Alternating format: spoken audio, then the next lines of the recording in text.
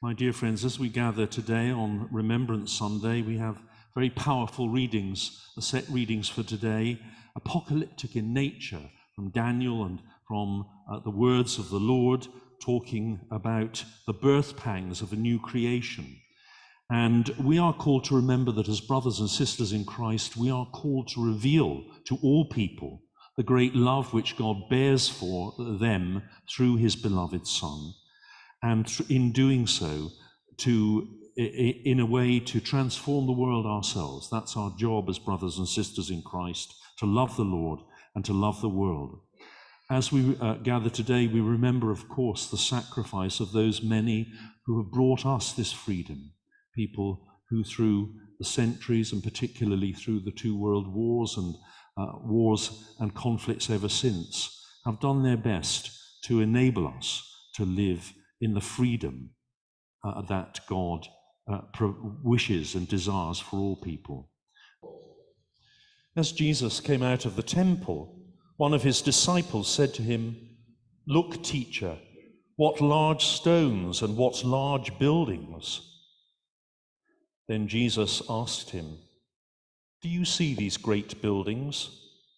Not one stone will be left here upon another. All will be thrown down." When he was sitting on the Mount of Olives opposite the temple, Peter, James, John, and Andrew asked him privately, "Tell us, when will this be?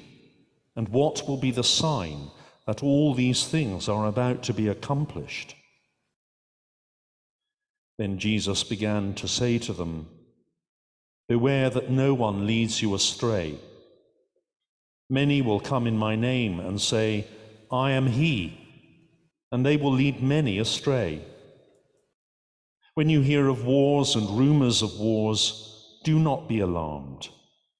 This must take place, but the end is still to come. For nation will rise against nation, and kingdom against kingdom. There will be earthquakes in various places.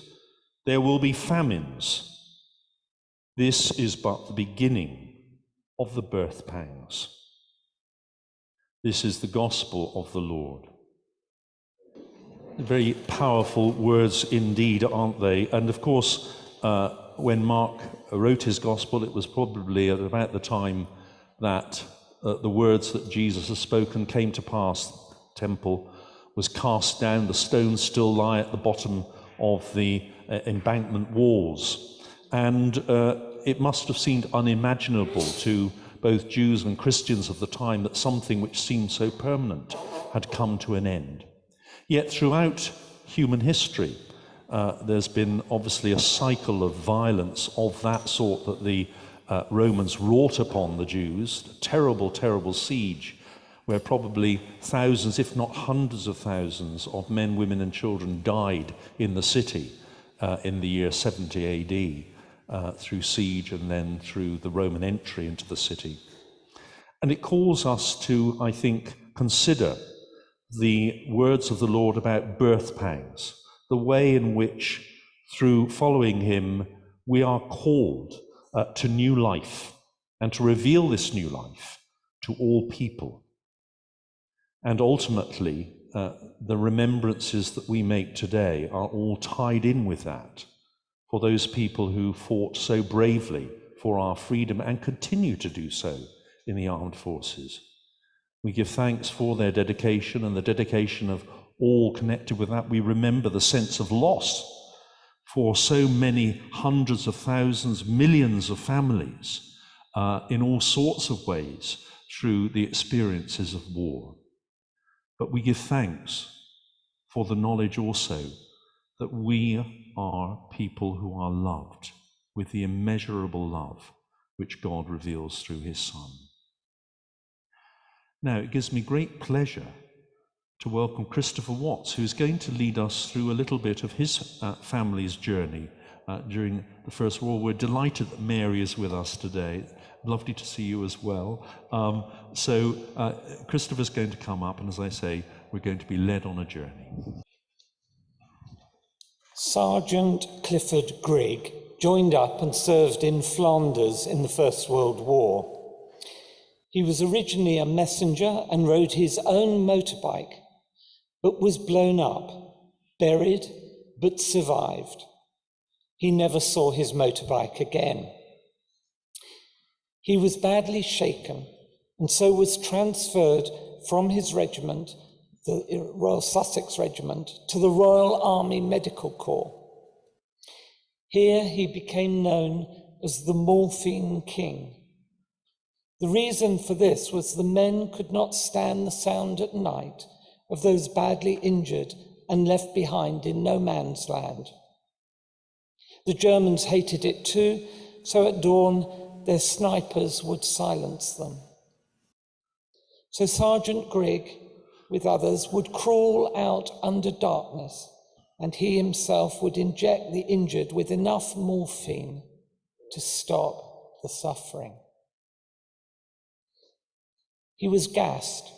He caught malaria, but he was mentioned in dispatches and received the award of the oak leaves for disobeying orders to retreat. With another man, they dug out over a dozen men who'd been buried alive by a shell, and they saved their lives. Clifford survived the war, but after it had great difficulty sleeping.